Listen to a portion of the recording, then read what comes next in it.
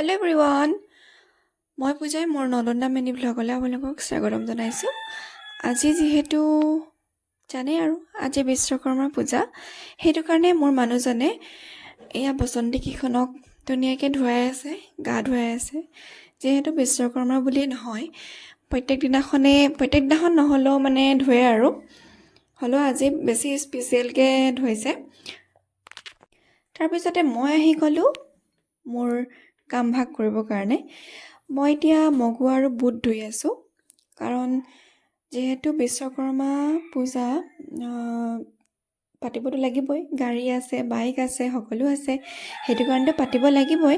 সেইটো কাৰণে মালা, গামোচা সকলোবিলাক যোগাৰ কৰি ল'লোঁ।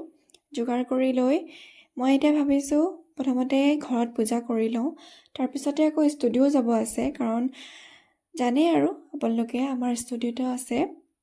সেইটো কাৰণে ষ্টুডিঅ'টোত মানে যাব লাগিব। আৰু মই বহুত দিন হ'ল ভিডিঅ' আপলোড কৰাই নাই ইউটিউবত। আজি তাকে ভাবিলোঁ বিশ্বকৰ্মাৰ উপলক্ষে ভিডিঅ' এটাকে আপলোড কৰোঁ আৰু সকলোলৈ বিশ্বকৰ্মা পূজা শুভেচ্ছা জ্ঞাপন কৰিলোঁ। তেনেহ'লে এইফালে পাপাৰ বসন্তিখন গোটেইকেইখনতে মই অলপ বুট দি দিছোঁ, আৰু ক'তনো আৰু ভগৱানৰ নামতে দিছোঁ। কি হয় তাকে ভালে ভালে ৰখাবা আৰু সেনেকৈ বুলি কৈ দিছোঁ। তাৰপিছতে মই এয়া পূজা কৰি হৈ গ'ল। পূজা কৰি মেলি এতিয়া আহিলোঁ ষ্টুডিঅ'লৈ বুলি। ষ্টুডিঅ'টো কিবা দেখাওঁ বুলি ভাবিছিলোঁ। আৰু এইফালে আমাৰ জুবিন দা ধুনীয়াকৈ আগতেও যিহেতু দেখাইছোৱেই ভিডিঅ'ত, কিন্তু অকণমান বেলেগ কৰিলে। এইফালে ৰুম টাইপৰ হৈ গ'ল এইটো।